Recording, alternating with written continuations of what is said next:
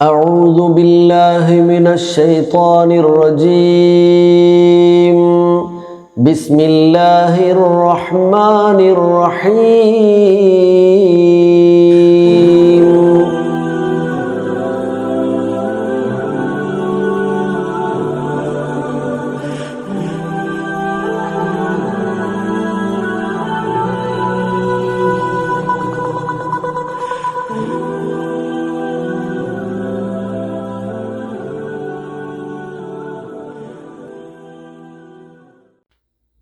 إن الحمد لله حمدا كثيرا طيبا مباركا وبعد الصلاة والسلام على نبي الله.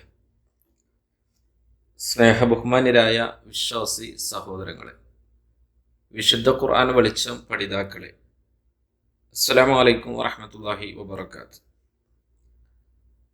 അധ്യായം 29 സൂറത്തുൽ അൻകബൂത്ത്, അതിൻ്റെ 24-25 വചനങ്ങളുമായി ബന്ധപ്പെട്ട് ഏതാനും ചില കാര്യങ്ങളെ ഓർമ്മപ്പെടുത്തട്ടെ. നിരന്തരം തളരാതെ പ്രബോധനം ചെയ്ത ഇബ്രാഹിം നബി അലൈഹി സ്വലാത്തു വസ്സലാം അദ്ദേഹത്തിൻ്റെ ജനതയിൽ നിന്ന് ലഭിച്ച മറുപടി എന്തായിരുന്നു എന്നത് ചൂണ്ടിക്കാണിക്കുകയാണ് വചനം 24 അള്ളാഹു ചെയ്യുന്നത്. അദ്ദേഹത്തിൻ്റെ ജനത അദ്ദേഹത്തെ ഒരു ശല്യമായി, ഒരു ദുശകുനമായി കാണുന്നു. നാട്ടിലെ എല്ലാവിധ പ്രശ്നങ്ങളുടെയും കാരണക്കാരൻ ഫത്തൻ യുഖാലു ലഹു ഇബ്രാഹിം, ആ യുവാവാണ്, അവൻ്റെ പേര് ഇബ്രാഹിമാണ്. ഇതായിരുന്നു അവരുടെ ഒരു കാഴ്ചപ്പാട്.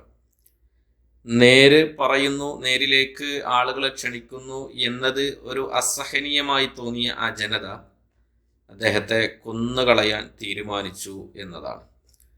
അതാണ് അദ്ദേഹത്തിൻ്റെ ജനതയുടെ മറുപടി. ഇല്ല അൻഖാലൂ ഉഖ്തുലൂഹു ഔ ഹർരിഖൂഹു എന്ന് പറഞ്ഞത്. ഉഖ്തുലൂഹു, അദ്ദേഹത്തെ കൊന്നു കളയുക തന്നെ, അതായിരുന്നു അവരുടെ തീരുമാനം. എങ്ങനെ കൊല ചെയ്യണം, കൊല്ലുക എന്നുള്ള കാര്യത്തിൽ എല്ലാവരും ഏകോപന അഭിപ്രായക്കാരാണ്. പക്ഷെ എങ്ങനെ കൊല്ലണം, ഒരുപാട് അഭിപ്രായങ്ങൾ വന്നിട്ടുണ്ട്. അതിൽ വ്യത്യസ്തമായി വന്ന എന്നാൽ കൂടുതൽ സ്വീകാര്യത ലഭിച്ചിട്ടുള്ള ഒരഭിപ്രായം എന്ന നിലക്ക് ഔ ഹർരിഖൂഹു, അതിൽ നിന്നുള്ള ഒന്നിനെ സൂചിപ്പിക്കുകയാണ്. അത് ചുട്ടെരിച്ചാവാ, ആ നിലക്ക് കത്തി കരിച്ചു കൊല്ലാം എന്നതാണ് അവർ വിചാരിച്ചത്. ഹർരിഖൂഹു എന്നവിടെ പരാമർശിക്കുന്നുണ്ട്. അപ്പൊ ഈ അഭിപ്രായമാണ് കൂടുതൽ ആളുകളും പിന്താങ്ങിയത് എന്നുള്ളതാണ്. അവർ തീരുമാനമായി കൈകൊണ്ടതും ഇത് തന്നെയാണ്. കൊന്ന് കളയുന്ന ആ പരാമർശത്തോടൊപ്പം ഇത് കൂടെ സൂചിപ്പിക്കാനുള്ള കാരണം അങ്ങനെയാണ്. പല മാർഗങ്ങളുണ്ട് കൊന്നു കളയാൻ. പക്ഷേ അതിൽ നിന്ന് തന്നെ ഏറ്റവും കഠിനമായതും അല്ലാത്തതും രഹസ്യമായിട്ടും പരസ്യമായിട്ടുള്ളതൊക്കെ ഉണ്ടല്ലോ.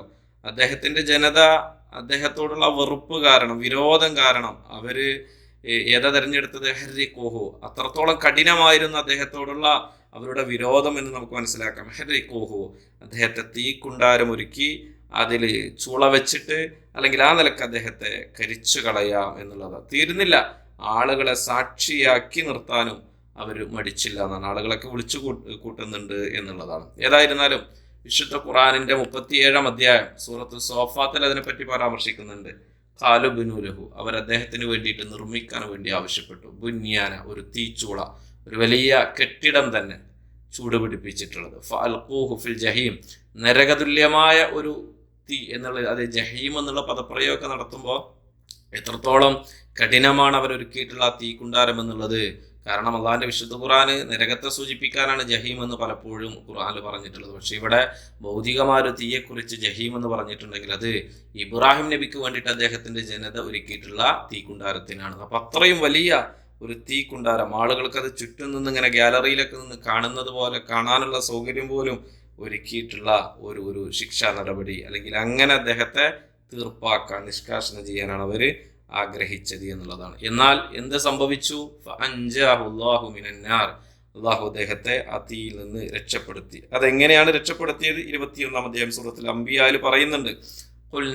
ഖുൽനാ, നാം പറഞ്ഞു, യനാറു കുനി ബർദൻ വസ്സലാമൻ അലാ ഇബ്രാഹിം, എൻ്റെ ഇബ്രാഹിമിന്റെ മേൽ തീയെ നീ തണുപ്പായി മാറണം, നീ സമാധാനമാവണം, അദ്ദേഹത്തെ നീ കത്തിക്കരിച്ചുകൂടാ, അദ്ദേഹത്തെ എരിച്ചു കളഞ്ഞുകൂടാ, സമാധാനവും തണുപ്പുമായിട്ട് അദ്ദേഹത്തിന് അനുഭവപ്പെടേണ്ടത് എന്ന്. അഗ്നിക്ക് കരിച്ചു കളയുക, ചുട്ടിരിക്കുക എന്നൊക്കെ സ്വഭാവം നൽകി അള്ളാഹു തന്നെ അതിൻ്റെ ചൂട് കുറയാനും അങ്ങനെ അത് തണുപ്പായി മാറാനും അത് അദ്ദേഹത്തിന് സമാധാനം കിട്ടുന്ന ആശ്വാസം നൽകുന്ന ഒരു അവസ്ഥ പകർന്നു നൽകാനൊക്കെ അള്ളാഹു ആവശ്യപ്പെട്ടു എന്നുള്ളതാണ്. റബ്ബിൻ്റെ ഒരു സൃഷ്ടിയെ സൃഷ്ടാവെന്ന നിലക്ക് ആ റബ്ബ് ആവശ്യപ്പെടുമ്പോഴേ എന്താണ് ഉദ്ദേശിച്ചിട്ടുള്ളത് ആ പ്രകാരം അതിനെ തിരുത്താൻ അല്ലെങ്കിൽ അപ്രകാരം അതിനെ ആക്കി കളയാൻ മാറ്റാൻ അള്ളാഹു ഏറെ കഴിവുള്ളവനാണല്ലോ. അവനെ സംബന്ധിച്ച് അത് എത്രയോ നിസ്സാരമാണെന്ന് ഈ സംഭവത്തിൽ നിന്ന് നമുക്ക് മനസ്സിലാക്കാം. ഇബ്രാഹിം നബി അലൈഹി സ്വലാത്തു വസ്സലാം നിഷേധികളെയും കാഴ്ചക്കാരെയും ഒക്കെ അത്ഭുതപ്പെടുത്തിക്കൊണ്ട് അഗ്നിയിൽ നിന്ന് രക്ഷപ്പെട്ട് പുറത്തു വന്നു എന്നുള്ളതാണ്. ഈ ഒരു സംഭവത്തെയാണ് അല്ലെങ്കിൽ ഈ ഒരു വിഷയത്തെ സൂചിപ്പിച്ചുകൊണ്ടാണ് ആ വചനത്തിൽ അവസാന ഭാഗം ഇന്ന ഫിദാലിക ലആയാതിൻ ലിഖൗമി യുഅ്മിനൂൻ, വിശ്വാസികൾക്ക് അതിൽ പാഠങ്ങളുണ്ട് എന്ന് സൂചിപ്പിച്ചിട്ടുള്ളത്. ഇവിടെ ആയാത്തുകൾ ഉണ്ട് എന്നാണല്ലോ പറഞ്ഞിട്ടുള്ളത്. കാര്യങ്ങൾ ഉൾക്കൊള്ളാനുള്ള വിശ്വാസവും ഈമാനൊക്കെ ഉള്ള ആളുകൾക്ക് എന്തൊക്കെ ആയത്തുകളുള്ളത് നോക്കൂ നിങ്ങൾ. അള്ളാഹു ഒരാളുടെ കാര്യത്തിൽ റഹ്മത്ത് ഉദ്ദേശിച്ചാൽ, നേരത്തെ പറഞ്ഞ വചനമാണ്, അവൻ വയർഹമു യശ, അവൻ ഒരാളുടെ കാര്യത്തിൽ കാരുണ്യം നൽകാനെങ്ങാനും ഉദ്ദേശിച്ചാൽ അതിന് വിപരീതമായി അതിനെതിർ ദിശയിൽ ഒന്നും ചെയ്യാൻ ഒരാളെ കൊണ്ടും സാധിക്കുകയില്ല എന്നുള്ള വലിയൊരു പാഠം. അള്ളാഹു ആ തീനെ കൊണ്ടുപോലും, കരിച്ചു കളയുന്ന സ്വഭാവമുള്ള തീനെ കൊണ്ടുപോലും ഇബ്രാഹിം അലൈഹി സ്വലാത്തു വസ്സലാമിന് സമാധാനം ലഭിക്കാൻ, കാരുണ്യം കിട്ടണമെന്നാണ് അള്ളാന്റെ ഇറാദത്ത് ഉണ്ടായത് എങ്കിൽ അതിൽ നിന്ന് തട്ടി മാറ്റാൻ, അതിനെ വിപരീതമായിട്ടൊന്ന് പ്രവർത്തിക്കാൻ, അനുഭവിപ്പിക്കാൻ ഒരാൾക്കും സാധ്യമല്ല എന്നുള്ള വലിയൊരു പാഠം. രണ്ടാമത്തത്, ശത്രുക്കളുടെ തന്ത്രങ്ങളെ നേരിടാനും അതിനെ നിഷ്പ്രയാസം തകർത്ത് കളയാനും അള്ളാഹുവിന് പണിയൊന്നുമില്ല എന്നുള്ളതാണ്. ഒരുപാട് അഭിപ്രായങ്ങൾ ശേഖരിച്ച് നാളുകൾ കാത്തിരുന്ന് ഇബ്രാഹിം എന്ന ശല്യക്കാരനായ മനുഷ്യനെ ചുട്ടരിക്കാൻ ഒരു നാട് മുഴുവൻ ഒന്നിച്ചൊന്നിച്ച് ഇന്ന് വരെ കാണാത്ത വലിയൊരു അഗ്നി ഒരുക്കി, തീക്കുണ്ടാരം ഒരുക്കി കാത്തിരിക്കുന്നതിൽ നിന്ന് അല്ലെങ്കിൽ അവരുടെ ആ നടപടിയിൽ നിന്ന് അള്ളാഹു അദ്ദേഹത്തെ എത്രയോ നിസ്സാരമായിട്ടാണ് രക്ഷപ്പെടുത്തിക്കൊണ്ടുവന്നത്. അള്ളാഹിനെ സംബന്ധിച്ച് ശത്രുക്കളുടെ കുതന്ത്രങ്ങളെ തകർത്ത് കളയാൻ ഒരു പണിയില്ല എന്നുള്ളതാണ്. മൂന്നാമത്തെ ഒരു പാഠം, അള്ളാഹുവിൻ്റെ ദീനിനെ കരിച്ച് ചാമ്പലാക്കാൻ നിങ്ങൾ എത്ര ശ്രമിച്ചാലും സാധിക്കുകയില്ല എന്നുള്ളതാണ്. ഇവര് യഥാർത്ഥത്തിൽ ഇബ്രാഹിം നബിയെ അല്ല ചുട്ടിരിക്കുന്നത്, ആ മനുഷ്യനെയല്ല, ആ മനുഷ്യൻ കൊണ്ടുവന്ന ആശയങ്ങളോടാണ് അദ്ദേഹത്തിനുള്ള വെറുപ്പ്, അവർക്കുള്ള വെറുപ്പ്. ആ ആശയം അദ്ദേഹം മുറുകെ പിടിക്കുന്നു എന്നതിനാലാണ് അദ്ദേഹത്തെ ചുട്ടരിക്കാൻ പോലും അവർ തയ്യാറായത്. അള്ളാഹിന്റെ ദീനിനെ ആ ഇബ്രാഹിം ഇവിടെ കൊണ്ടുവന്ന് പറഞ്ഞ സകലതിനെയും ഇബ്രാഹിമിലൂടെ നമുക്ക് കത്തിച്ച് കളയണം. ഇബ്രാഹിമിന്റെ ഈ ഒരു അവസാനത്തോടു കൂടി കൊണ്ടുവന്നിട്ടുള്ള ആദർശങ്ങൾ, ആ ദീനിവിടെ മണ്ണിട്ട് മൂടണമെന്നുള്ള അവരുടെ അങ്ങേയറ്റത്തെ ആശയായിരുന്നു. അങ്ങനെ അള്ളാന്റെ ദീനിനെ കത്തിച്ച് ചാരമാക്കി കളയാൻ ഒരാൾ വിചാരിച്ചാലും സാധിക്കുകയില്ല. എന്നിട്ടല്ലേ ഇത് മക്കക്കാരോട് കൂടി ആയത്ത് ഓതുമ്പോൾ, എന്നിട്ടല്ലേ നിങ്ങൾ അള്ളാഹുവിന്റെ പ്രവാചകനെതിരെ, ഈ ദീനിനെതിരെ നിങ്ങളുടെ വായ കൊണ്ട് നിങ്ങൾ അതിനെ ഊതിക്കെടുത്താൻ വേണ്ടിയിട്ടുള്ള വിമർശനങ്ങളും ആക്ഷേപങ്ങളൊക്കെ ആയിട്ട് വരുന്നത്? ഒന്നും ചെയ്യാൻ കഴിയില്ല.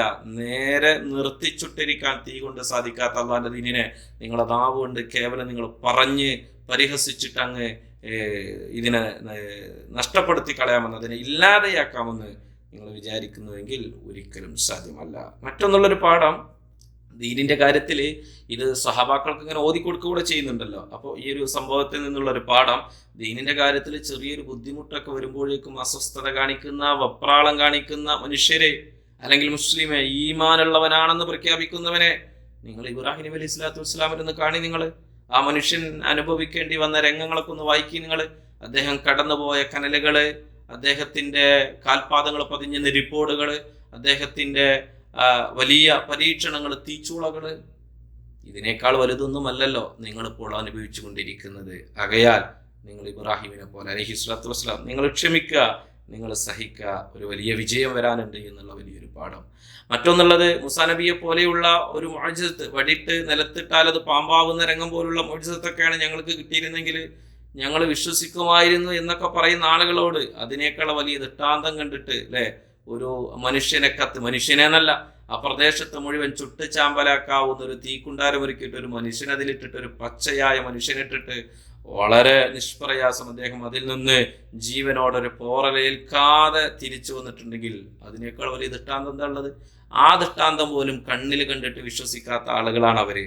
അപ്പൊ അവരുടെ വിശ്വാസം, ഇവരുടെ ധാരണ ഇവർക്ക് മോചിതത്ത് കിട്ടായിട്ടൊന്നല്ല, ഇവരുടെ മനസ്സിന്റെ അന്ധതയാണ്, ഇവരുടെ മനസ്സിന്റെ ബധിരതയാണ്, ഇവരുടെ നിഷേധത്തിന് കാരണം. അല്ല അത് ഇട്ടാന്തം വരാനിട്ടും അള്ളാഹു വേണ്ട രീതിയിൽ അത് നൽകാനിട്ടൊന്നുമല്ല. അതൊക്കെ അവർ വെറുതെ അത് അവരുടെ നിഷേധത്തിൻ്റെ കാരണമായി പറയുകയാണ് എന്നുള്ള വലിയൊരു പാഠം. ഇങ്ങനെ ഒട്ടനവധി പാഠങ്ങൾ ഇബ്രാഹിം നബി അലൈഹി സ്വലാത്തു വസ്സലാമയുടെ ഈ ചരിത്രവുമായിട്ട് ബന്ധപ്പെട്ടിട്ടുണ്ട് എന്നുള്ളതാണ് മനസ്സിലാക്കാൻ. അതാണ് അവിടെ ആയാത്തിൽ ഖൗമി യുഅ്മിനൂൻ. മറ്റൊരു വചനം 25-ാമത്തെ വചനമാണ്. എന്താണത്?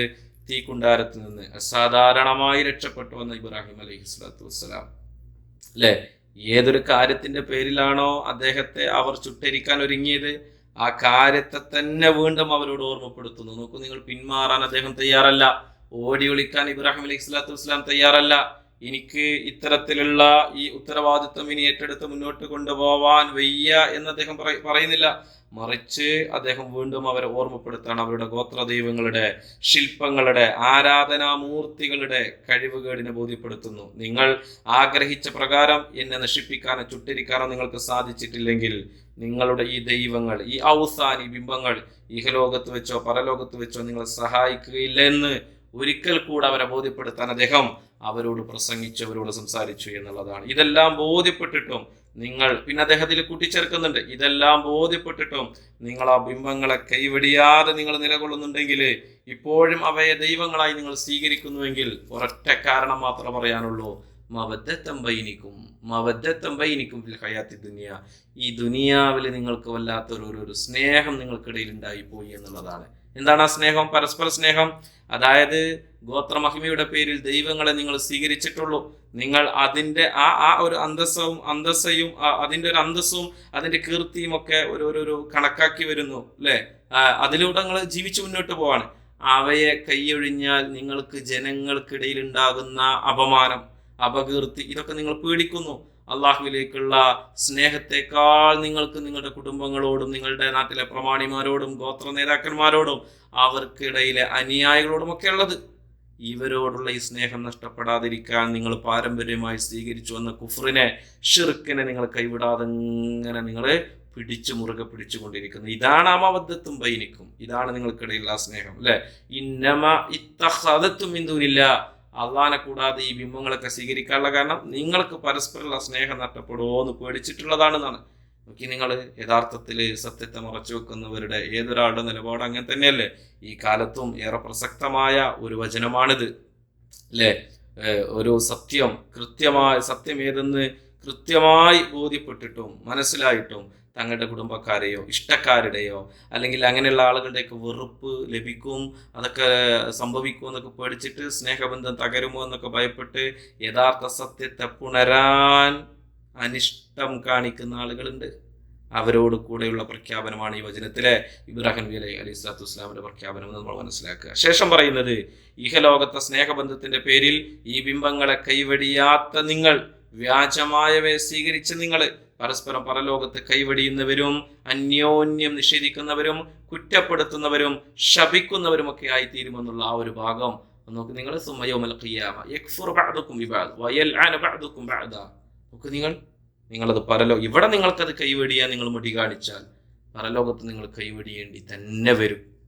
അപ്പോൾ അതിനേക്കാൾ നല്ലത് ഇവിടെ ആ സ്നേഹബന്ധത്തിന്റെ പേരിൽ ഷിർക്കിനെയും കുഫ്റിനെയും നിങ്ങൾ സ്വീകരിക്കാതിരിക്കലാണ് എന്ന് ഓർമ്മപ്പെടുത്താണ്. മരണശേഷം അസത്യത്തിന്റെ പേരിൽ നിങ്ങൾ നിലകൊണ്ട ഈ സ്നേഹബന്ധത്തിന്റെ ഈ ആയുസ് മരണത്തോടെ അവസാനിക്കുകയാണ്. മരണശേഷം നിങ്ങൾ അതിനെ അന്യോന്യം കുറ്റപ്പെടുത്തുന്ന, മറുപടി പറയുന്ന, പഴിചാരുന്ന ഒരവസ്ഥ വരും എന്നുള്ളതാണ്. വിശുദ്ധ ഖുർആൻ ഈ രംഗത്തെ മറ്റു ചില അധ്യായങ്ങളിലൊക്കെ സൂചിപ്പിക്കുന്നുണ്ടെന്ന് നോക്കൂ. നിങ്ങൾ 7-ാം അധ്യായത്തിലേക്ക് വരുമ്പോഴേ അവിടെ പറയുന്നുണ്ട്,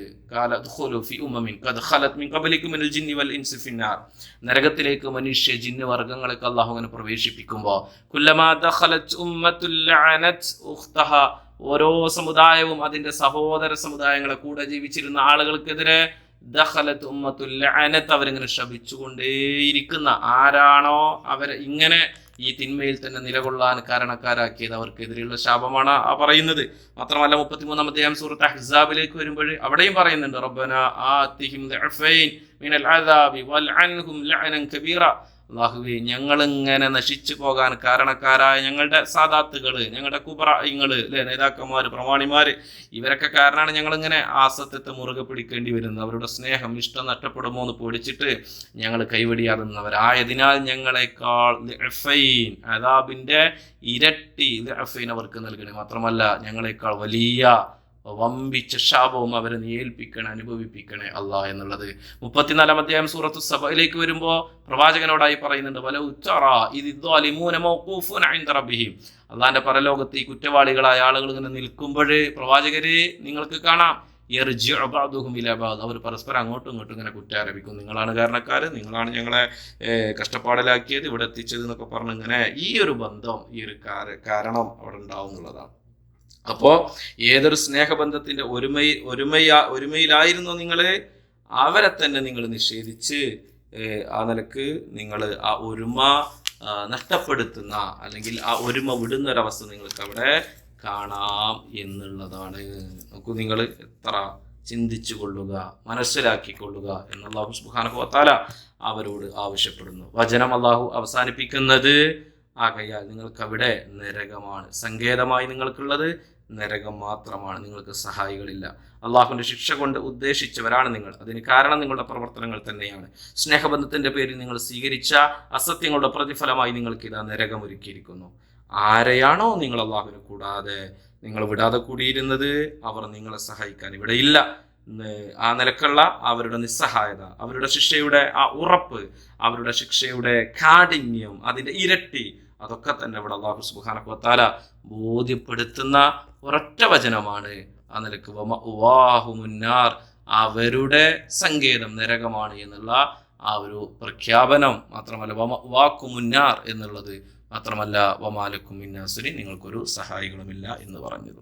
ഈ നിലക്ക് കാര്യങ്ങളൊക്കെ നമുക്ക് ഈ വചനത്തിൽ നിന്ന് മനസ്സിലാക്കാം. അള്ളാഹു സഹായിക്കട്ടെ. അസ്സലാമു അലൈക്കും വറഹ്മത്തുള്ളാഹി.